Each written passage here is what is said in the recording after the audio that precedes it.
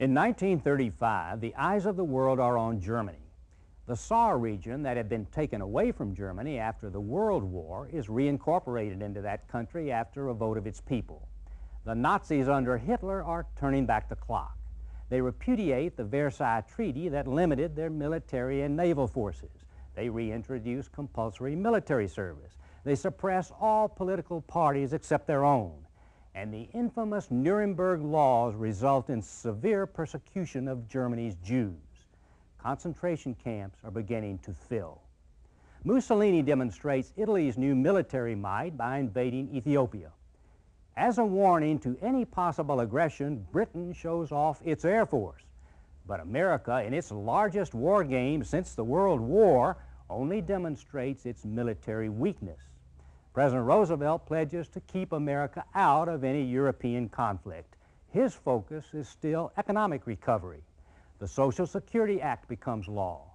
Roosevelt calls for better housing, fairer taxation, and assistance to farmers. This and much more is the year 1935. Let's watch.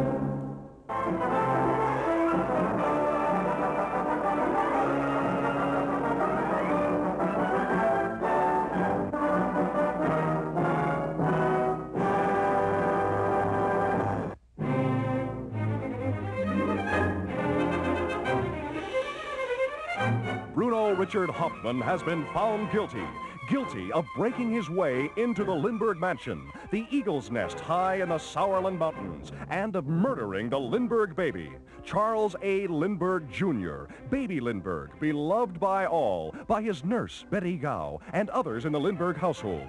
The kidnap ladder was strong evidence against Hauptmann, as were other clues left by the kidnapper. What drama was unfolded in that trial? Colonel Schwarzkopf and the startling police alarm, the frantic search for the missing child, the mysterious ransom note to Colonel Lindbergh, and then the strange entry into the case of Jaffe Condon and his meetings with a man he says was Hauptmann. Then the passing of the ransom money, $50,000 at a strange tryst in a Bronx cemetery. $50,000 in marked bills, but still no baby. Finally, the finding of the little body, murdered.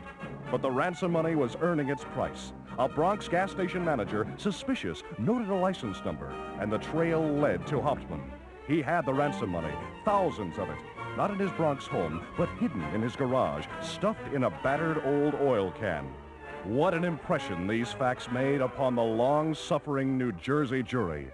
Hauptmann's arrest and his extradition to Flemington, New Jersey, the county seat of Hunterdon County, was the opening act of a drama destined to electrify the sleepy little town of Flemington and to make it the news focus of the world, with its quaint colonial courthouse, the stage for the trial of the century. A gripping life drama far more dramatic than any enacted behind the footlights.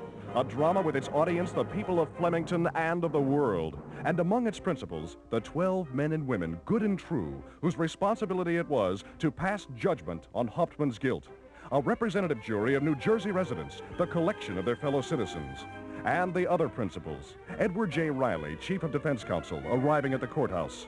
Mrs. Hauptmann, too, brave wife of the condemned man, and their baby, Manfred, pitiful pawns in this drama of crime and of death. Courageously, she keeps up her spirits, hoping against hope on the eve of the verdict, but she can't conceal her deep concern as she rushes to the courthouse for the final act. And other deeply interested principals, Mrs. Ann Lindbergh and Mrs. Morrow, the murdered infant's grandmother. Then, aged by grief and tragedy of the past 3 years, stalks Colonel Lindbergh, the lone eagle, confident that Hauptmann is the man who got the ransom money, who kidnapped and killed his son and heir. The jury assembles for the final battle of words and wits. Judge Trenchard takes his place on the bench.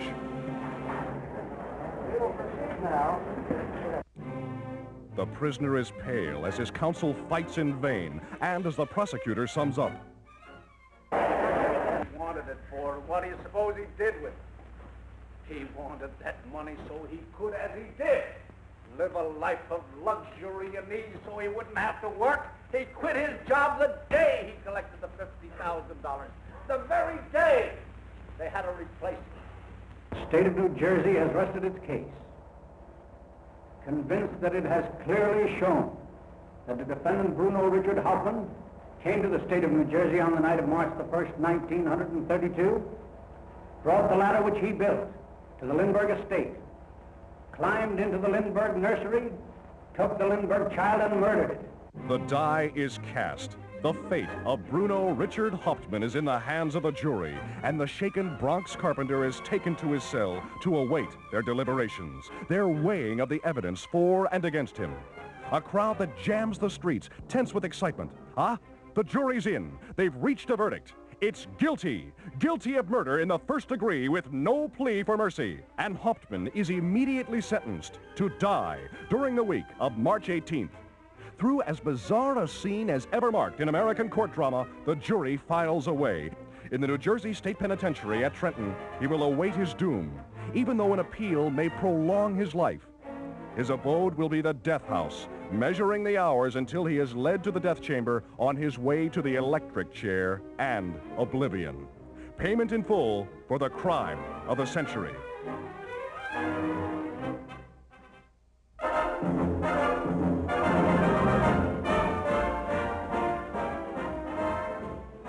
Babe Ruth signs the epical contract with the president of the Braves, Judge Emil Fuchs, that makes him vice president, player, and assistant manager of the Boston National League baseball team. The former Yankee Sultan is right back where he started 21 years ago, back in Boston. But oh, how different. He aims to play at least 100 games this year, but after he takes off a dozen pounds or so.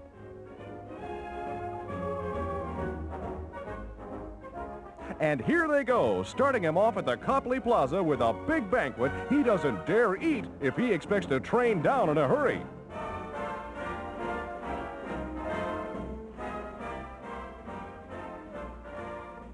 St. Petersburg, Florida, just like mid-season here. There it is. No, a foul. Just a teaser for the training camp fans, eh, babe?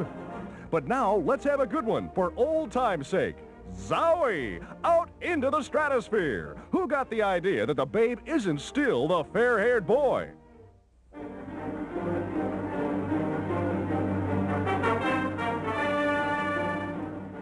Italian highways and byways are resounding to the tread of martial feet. By the thousands, Il Duce's black-shirted soldiers are mobilizing their battalions for war service. Fascist militiamen, youngsters most of them, bound for Africa.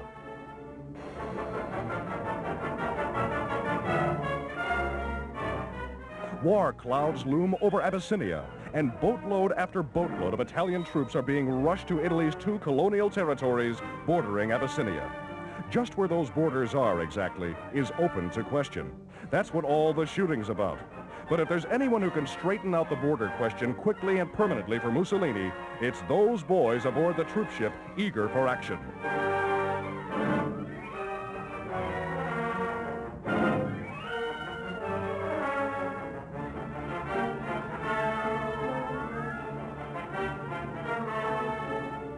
But a tough job awaits any army moving against Abyssinia. It's a vast country, and it's wild and woolly. Its mountains, hills, and valleys, and its broad belts make ideal country for raids, surprise attacks, and ambushes. And its nomadic tribesmen take to fighting like a duck to water. It's reported that Emperor Haile Selassie, Ethiopia's potentate, the Lion of Judah, has 90,000 tribesmen moving toward the contested frontiers. Fierce tribesmen, wizards of the saddle who fear neither man nor the devil. If this is so, the flower of Italy is being transplanted to a hotbed of strife, and Roman metal will soon be tempered by the heat of the fanatical patriotism.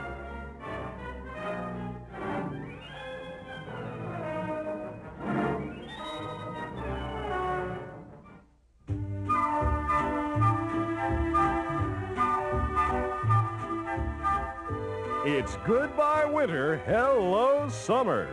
Here at the famous beach resort, as the bathing beauties plan their new campaign, new creations, new ideas, and new exposures to startle and captivate the tired businessman of 1935. These styles are being shown by the Blatt store here to the official beach censor, who's to say what's what and what's not on the beach and boardwalk this season.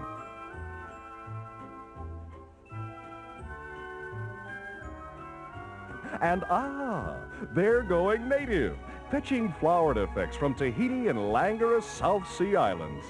And here's the lace curtain bathing suit. Peekaboo.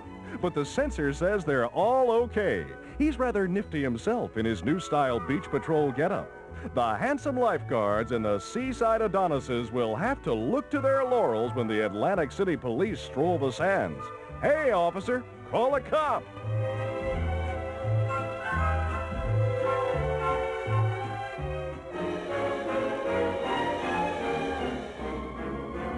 The great racing machine, Bluebird's ready for a trial, and Sir Malcolm Campbell set for a new try at the land speed record here on the Florida sands. The beach is still a bit rough, but he's going to chance it in an attempt to better his world's record of 272 miles an hour. There's danger, but he's used to that. 4 miles a minute and more is always dangerous. Here he comes.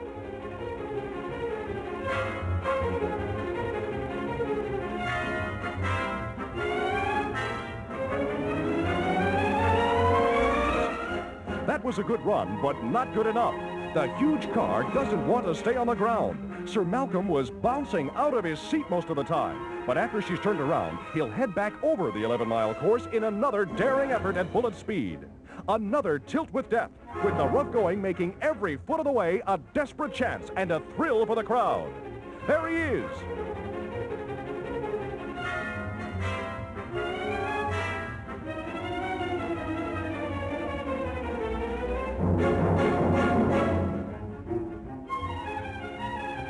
Something's wrong. He's having trouble. He's hit a terrific pace, but the car was almost out of control. Yep, a part of the engine cowling came loose and allowed the exhaust gases to blast back into his face. Look at the twisted cowling. It's a wonder he didn't pass out from the fumes. At 4 miles a minute, too.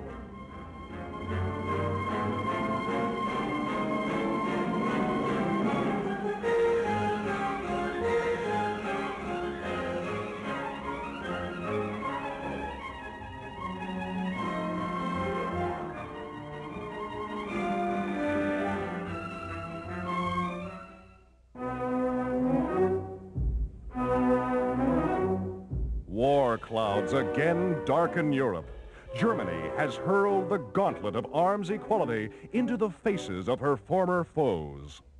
She's come out in the open to announce the immediate conscription of an army of 500,000 men.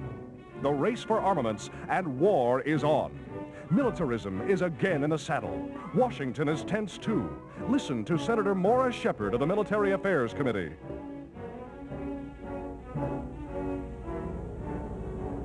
Hitler's course is a blow at the peace of mankind and the progress of civilization.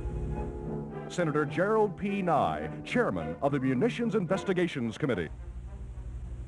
Actions in Germany and elsewhere speak rather loudly of a world bent upon more war. There is but one war that I would like to see this world engage in. That is a war which would find civilization making war against the private munitions makers the world over. Success for civilization in such a war, I think, would rather clearly reveal what is largely behind this agitation for larger preparation for war.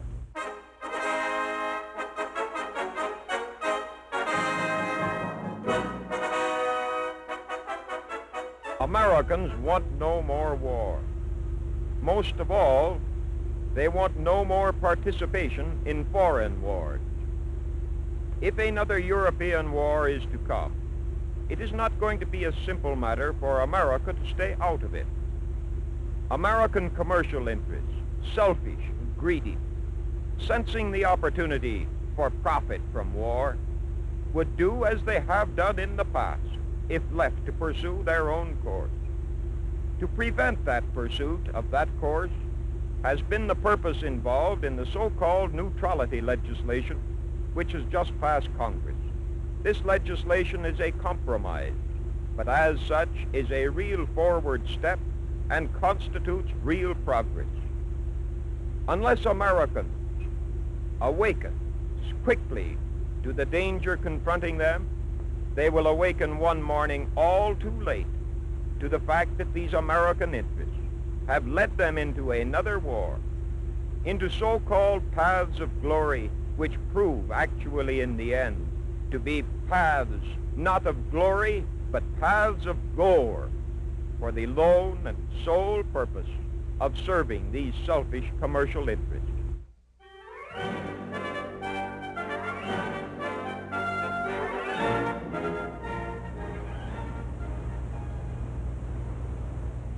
The Social Security bill has passed both houses of Congress and will soon be signed by the President and become a law. When that happens, we shall have established in this country the basis for protection against unmerited poverty in old age, undeserved unemployment in the prime of life, and shameful neglect in early childhood.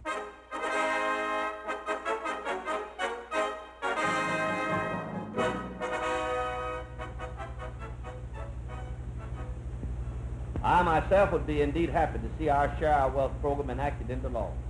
That would mean that I could get out of politics and out of public life. And that is a consummation of my public career which I have desired for some time.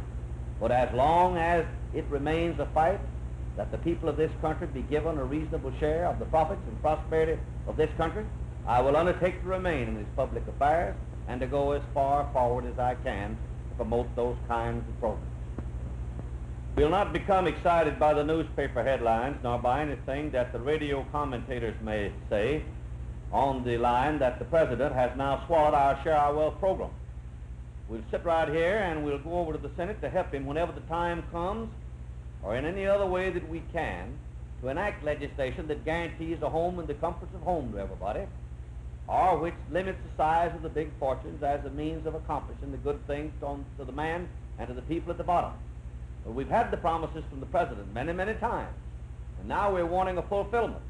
No empty words, no empty messages mean anything to us, and no kind of law except one that gives employment, and homes, and comfort, and education to our people will satisfy us in the least.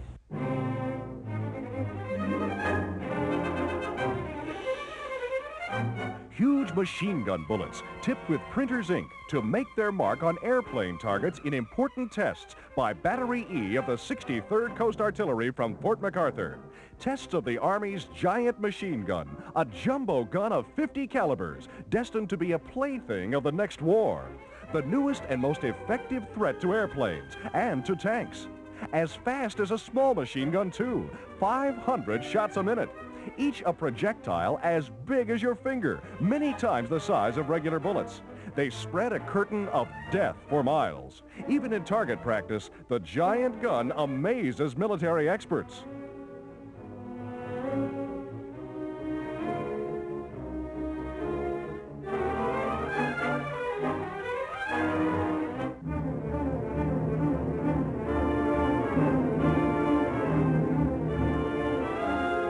Greece is aflame with revolt and civil war, carefully organized revolt that flared in scores of places on land and sea. Here at the Salamis Naval Base, rebels seized 5 warships. In Crete, they were joined by former Premier Venizelos, seen there with his wife.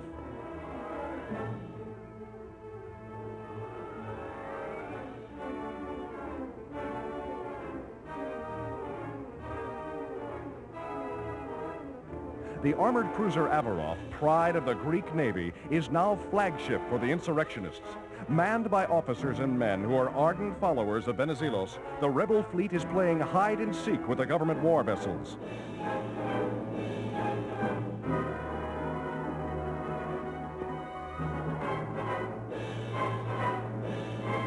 But the government Air Force is hot after them, repeatedly bombing the ships and raking their decks with machine gun fire. The revolt was sudden and threw Athens into a panic with heavy street fighting. Government forces mobilized rapidly and gained an upper hand in many places. But in Macedonia and Thrace, the civil war is still raging.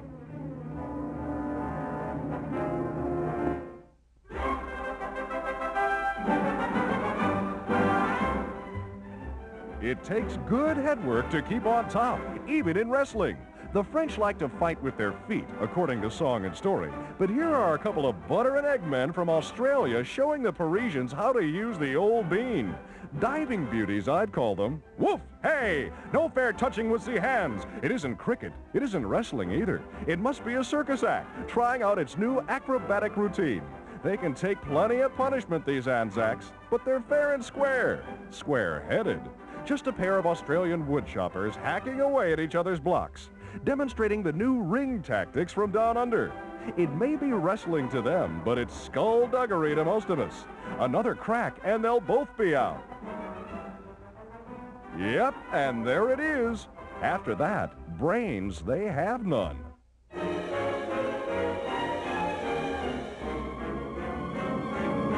A real robot plane, a huge Douglas transport airliner at that, being tested by Army officials, presumably for a radio robot-controlled flight to Honolulu. A small ring direction finder set atop the cabin enables the plane to head directly for any broadcast station. The test flyers say it makes blind flying safe and certain.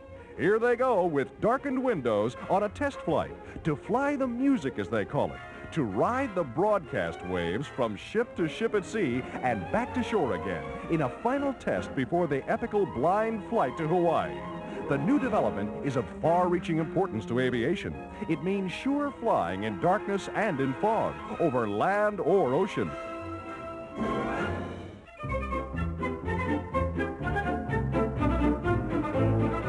Something new in bathing suits. The material, I mean. It's wood. Woven wood. What do you think of that? Bet they have to watch out for splinters, though. Here at the Roney Plaza, the bathing girls are even going for wood evening gowns. Chiseling again, no doubt. And hand-tooled shawls. Hats, too, are wooden. Just another proof that clothes do grow on trees after all. Peach trees, without a doubt. And this new wrinkle in beachwear has changed the old nursery jingle. Now it's, "Mother, may I go out to swim?" Yes, my darling daughter, hang some hickory clothes on your limbs. But whatever you do, don't go near anyone with lighted matches. Yes, sir. It's back to nature this year with scantling scanties, laid lingerie, and two-piece timberlettes.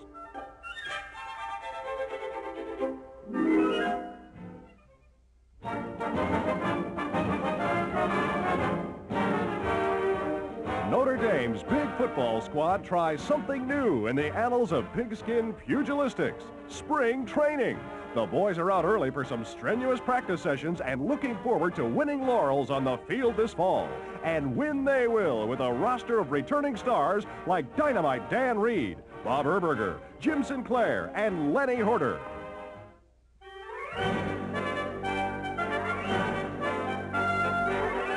In one of the most important decisions of the decade, the Supreme Court of the United States has unanimously ruled that the NRA Act and all of its codes are void. The decision was handed down in the Schechter Poultry case, a Brooklyn poultry firm accused by the NRA and its plant padlocked for alleged code violations. The case was carried to the Supreme Court as a test case, and as a result of Schechter's victory, the Blue Eagle has been brought to earth by a sick chicken. The Supreme Court ruled that Congress exceeded its rights under the Constitution and delegated too much lawmaking power to the President in connection with his recovery program. The decision is a tremendous setback for the President's New Deal and is causing great concern in administration circles. The Chief Executive is now working at top speed with his NRA Board of Strategy, Solicitor General Reed, Senator Harrison, Attorney General Cummings, and Donald Richburg to salvage the NRA. Meanwhile, President Green of the AFL warns against industrial chaos unless code wages and hours are maintained.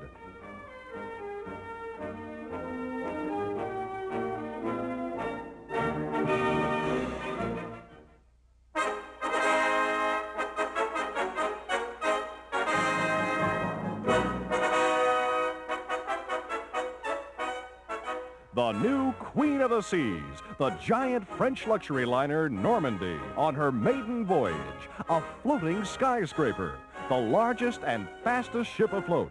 And what a send-off she gets from the crowds as she starts her initial ocean crossing.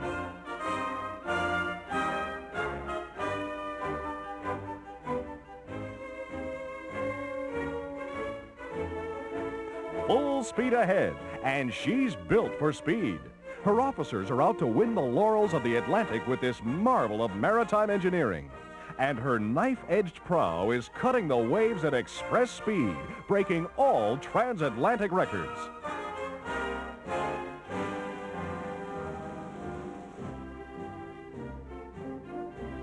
There's the captain, master skipper of this supercraft, and what a craft she is. Her broad top deck forms a veritable playground. The glass-enclosed lower decks are spacious club rooms for recreation and comfort, a floating hotel, an ocean paradise. Among the distinguished passengers on this historical trip is Madame Albert Lebrun, wife of the President of France.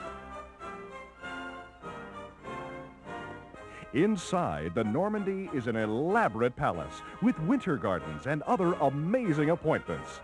The vast dining room is the equal of any hotel banquet hall. The great liner cost 800 million francs, about $40 million to you, and it's plain that not all of it went into steel and machinery.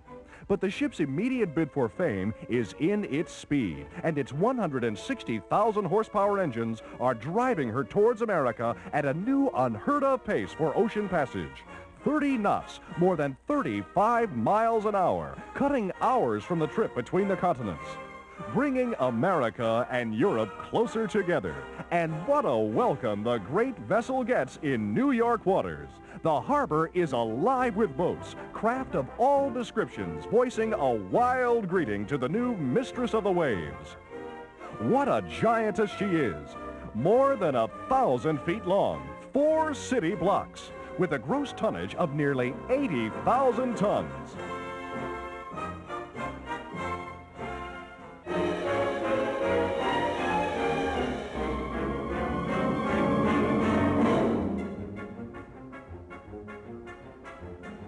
The Indianapolis Speedway, noted arena of thrills with a record crowd of 150,000 out for the world-famous Auto Classic. 500 miles of grueling grind, lap after lap of skidding turns and roaring straightaways with death at the wheel, and they're limited on gas, too.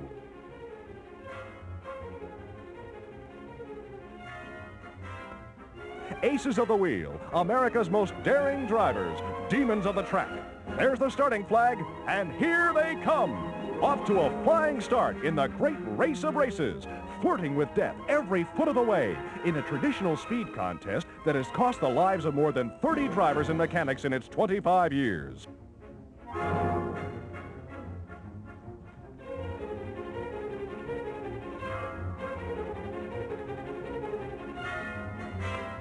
The track's lightning fast today, and they're topping 100. It's the fastest race on record.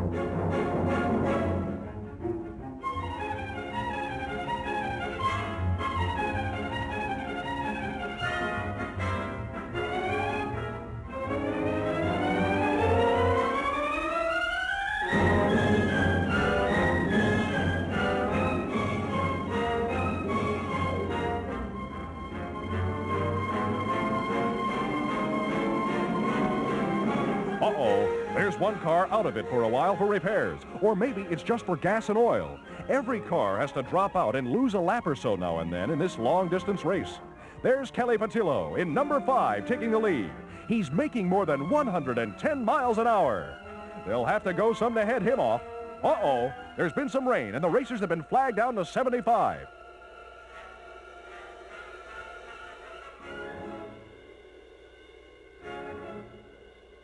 It's in the bag for Patillo now with his long lead, and there's the finish. Kelly Patillo comes over the line with a new track record. The Los Angeles Daredevil averaged 106.25 miles an hour, but for the rain, he would have set an amazing mark. And isn't he the hero of the hour? They're even fighting to get a look at him.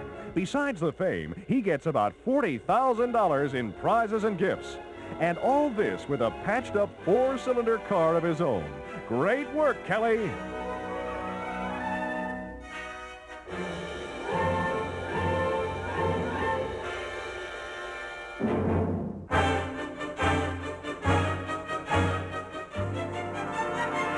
Amelia Earhart's about to introduce you to a new thrill for the air-minded. A parachute tower, constructed at Prospertown, New Jersey, for training in parachute jumping. And there she goes up for a trial hop, only it's all guide to the chute, which can't fail to let you down without harm. It's a great thrill for those who like it, though.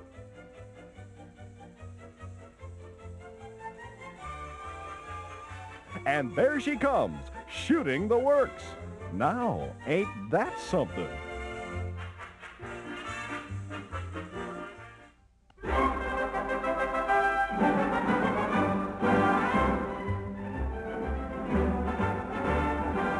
Van Kram, Germany, in the final of the men's singles at Wimbledon. Van Kram returns forehand. Perry gets it back. Van Kram returns.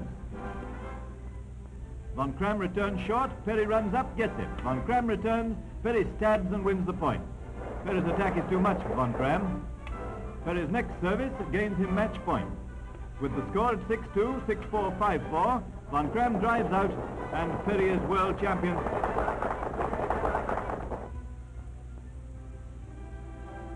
Helen Wills Moody versus Helen Jacobs. I should perhaps have said clash, not meet, because this match up to now has been the most amazing display of vigorous, exhaustive tennis I've ever seen. Both have a set to their credit, 6-3, 3-6. This final set has gone backwards and forwards, first 2-1 and then 2-all. Then Miss Jacobs took the lead and went on at 5-2. Both players are now tiring, they just must. But Helen of the Moody eye shade again rises to invincibility and wins the set at 7-5. Two great Helens.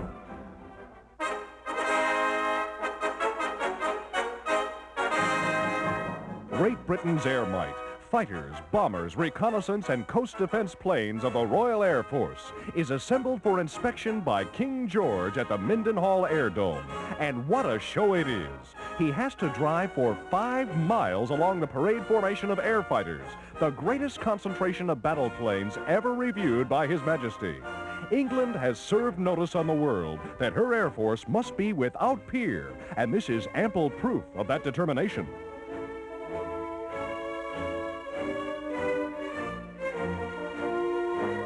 The King has reason to be proud of his aerial defenders. The Britons are not taking the backwash of anyone's propellers when it comes to air efficiency.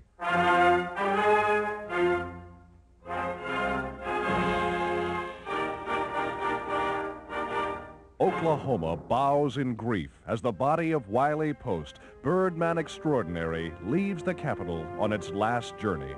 A journey in slow and measured tread, strangely in contrast to his triumphant round-the-world flights, to his remarkable stratosphere hops, and to the epic funeral flight from far-off Alaska.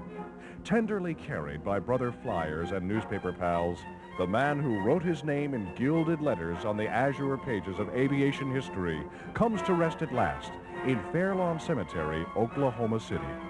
Meanwhile, at Glendale, California, thousands have waited all night to bow at the bier of Will Rogers, the other victim of the fatal Arctic air crash. And now, in an unending stream, they file silently through Forest Lawn Park, past the flower-draped casket of the beloved humorist and screen favorite.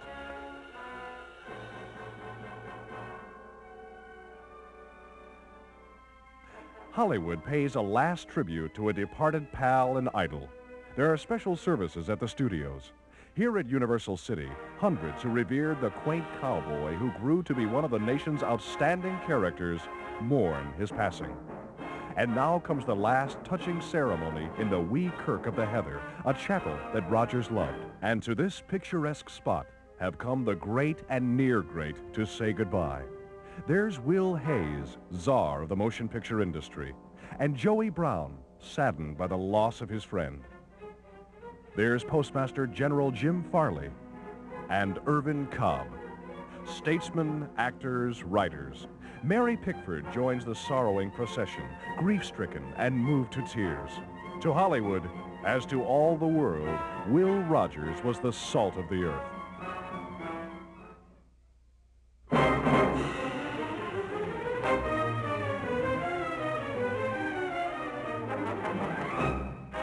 The far-flung battle line of the U.S. Navy. The fleet's coming in. 17 miles of warships, accompanied by a vast armada of Navy battle planes, coming home from its summer cruise and battle practice to parade into port in a spectacular demonstration of Uncle Sam's might on the sea. A comforting sight in these days of turmoil abroad, when foreign powers are looking to their powder horns and breech locks, when war clouds hover over Europe and mighty sky fleets are tuning up for action. But today's demonstration is one of peace. The fleet, with its air escort, is parading into San Diego, California, as a tribute to the nation's youth, in connection with the presence in San Diego of thousands of youngsters from the southwestern states, school children here to see the exposition. And what an inspiring sight for the throngs of boys and girls packed along the shore.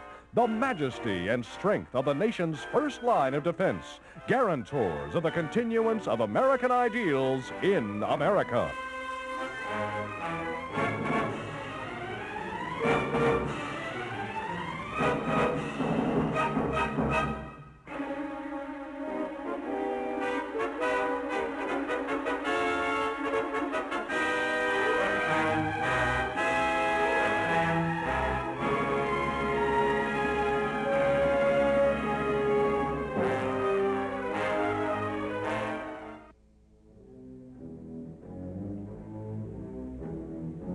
When America plays at war, the entire world watches. Germany and Japan, and even Soviet Russia are represented in the Corps of Observers here at Pine Camp, New York, where the American Army is holding its biggest game since the World War.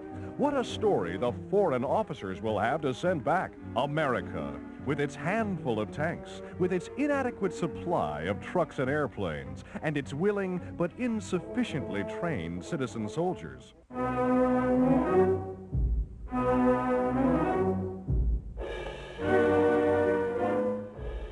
Senator Huey P. Long, storm center of Louisiana's hectic political scene, was shot in the state capitol at Baton Rouge in an attack on his life by Dr. Carl A. Weiss, Jr., a political opponent. The presence of armed guards could not prevent the attempted assassination, although Weiss was immediately afterwards riddled with bullets. Senator Long, whose bayou dictatorship and political activities have made him a national figure, is lying at the point of death in a Baton Rouge hospital. His wife, however, is confident he will recover. His anti-administration battles have made many bitter enemies for him, but with his iron-handed sway over his own home state, his share of the wealth plan has attracted the attention and support of thousands of his fellow countrymen.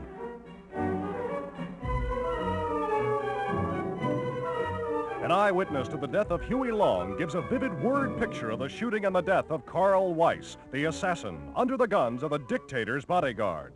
Meanwhile, the murderer, who was mowed down by 61 slugs, has an immediate burial. As I opened the door of the governor's office, the sound of a shot came from the corridor outside.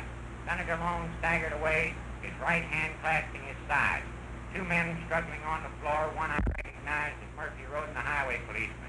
He backed away from the other man, firing as he backed. Suddenly, a dozen more men began firing, and the hallway was filled with the sound of exploding fire.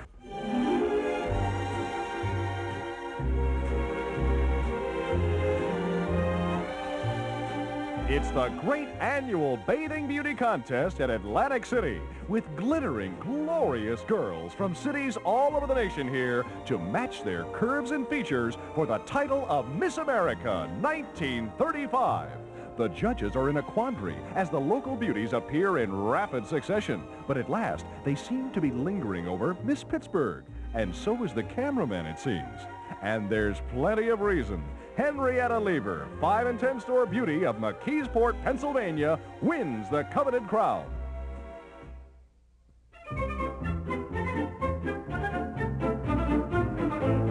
Chicago, Illinois. 40 years of underwear displayed at the Merchandise Mart. From the befrilled unmentionables of the gay and gaudy 90s, down, and I mean down, to the flimsy doodads of today. When Nellie was a lady, they went in for yards and yards of lace gewgaws and pantaloons and petticoats and things. A regular walking department store, no less. Enough material to cover a multitude of shins, while daughter gets by today with much less.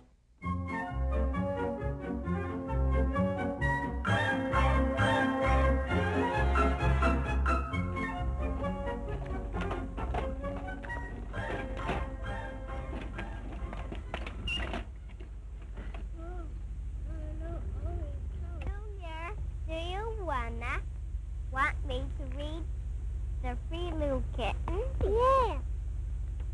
Then Megaman got in the jelly. No, the jam pot. The jam pot. And then they put don't say it with me. Then they put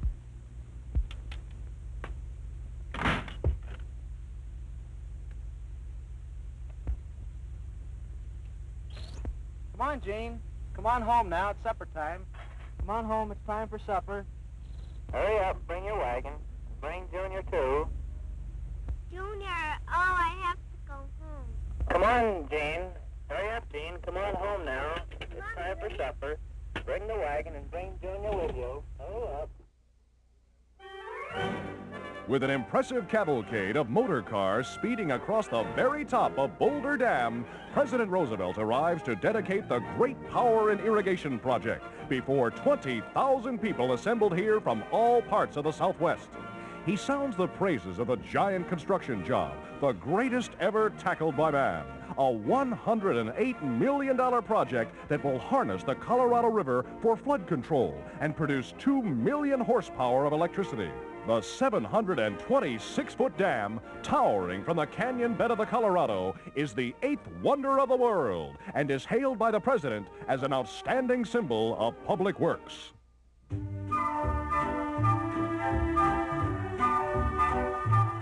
New York City. The nation's hairdressers have evolved many new styles for 1935. Take this rooster's comb effect, for instance. Or maybe you'd rather take this modified Madame Diane creation with all the feather trimmings. Or again, there's the new Renaissance trend, a regal crown of hair for feminine beauty. Now comes a new evening hairstyle to be worn with tailored evening dress. Note the floral ornaments.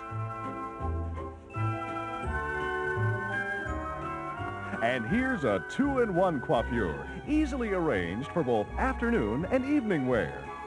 And a Trenton coiffure. Yes, sir, they're bang-up new styles. Good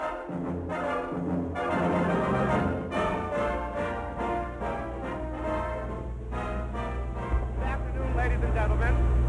This is Graham McNamee speaking from Navin Field in Detroit.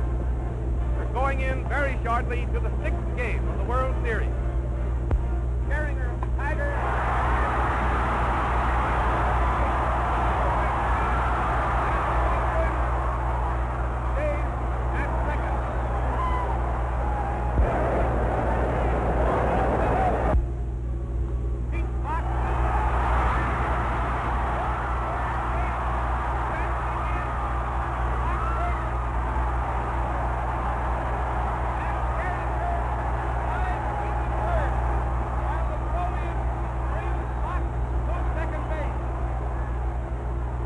Inning. Gallan of the Cubs drives to second base and is safe, sending Jurgens to third. Billy Herman, a beautiful single to right field, scoring Jurgens. 5th inning. Billy Herman of the Cubs drives a tremendous ball up into the left field stand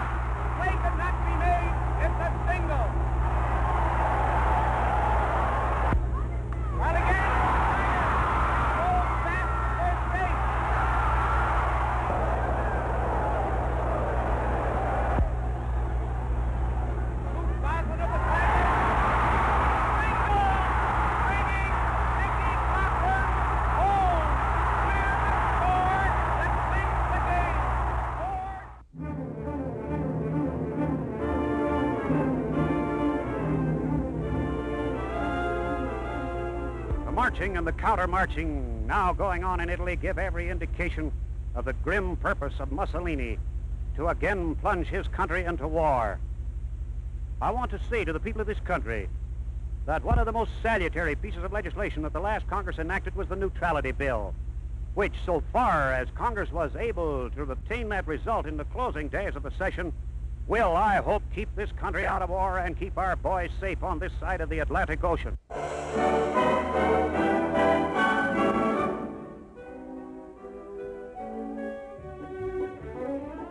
The eyes of the entire nation are turned upon the 1935 automobile show just opened in New York City.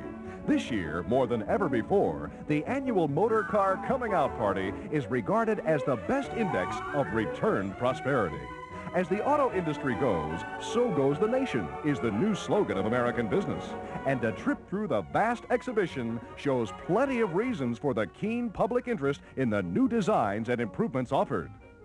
1936 cars will show vast improvement in appearance, comfort, safety, and economy, with a number of radical departures from former models. And there's no doubt their lure will help the manufacturers attain their 1936 goal of almost 4 million new cars and trucks. Also, the show's been advanced from January to November this year in order to spread out the industry's working season. It's a move which is met with universal favor, and it also helps in other ways. This year, for instance, you can ask Santa Claus for a brand new model car right in your Christmas stocking, instead of having to wait until February for it. That ought to be great news for Dad.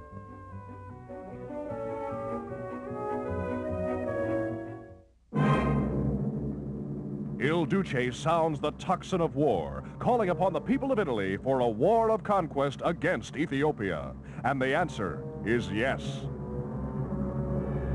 Haile Selassie, the conquering Lion of Judah, quickly answers the challenge, calling upon the League of Nations for justice and support, and upon his savage tribesmen for loyalty. And Ethiopia's black warriors respond with vigor and determination. In fierce, fanatic fury, they pledge their lives before the emperor's throne to beat back the Italian invader. Half-equipped, half-armed, the Ethiopian forces rush to the front to meet their modern foe.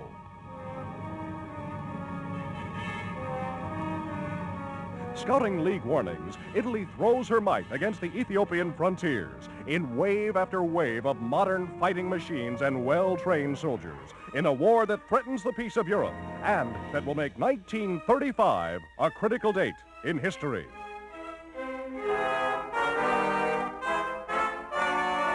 The airship Macon, a $4 million dirigible, outbound from the Golden Gate for maneuvers at sea with the fleet. A fateful trip ending in disaster. Gas bags burst and the giant air fighter ran amok, finally diving to the ocean bed. A complete wreck. Widespread drought and dust storms of unprecedented magnitude grip the West. A black blizzard turning day into night and blasting 36 million acres of crops and grazing land.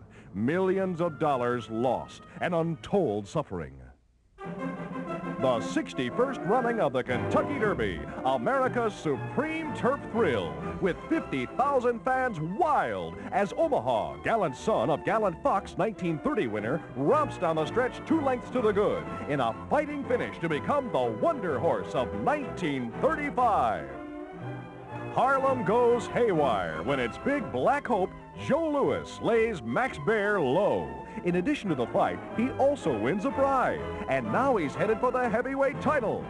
The epical inauguration of the first trans-Pacific airmail and passenger service. The giant airliner China Clipper hops off from San Francisco Bay on a successful 16,000-mile flight to Manila and back. The start of a new era in transportation. An outstanding scientific achievement in 1935, a successful stratosphere hop to a new world's altitude record of 14 miles with a perfect landing by Captain Stevens and Anderson of the Army Air Corps and the National Geographic Society. President Roosevelt pledges America to keep out of war. Despite what happens in continents overseas, the United States of America shall and must remain as long ago the father of our country prayed that it might remain, unentangled and free.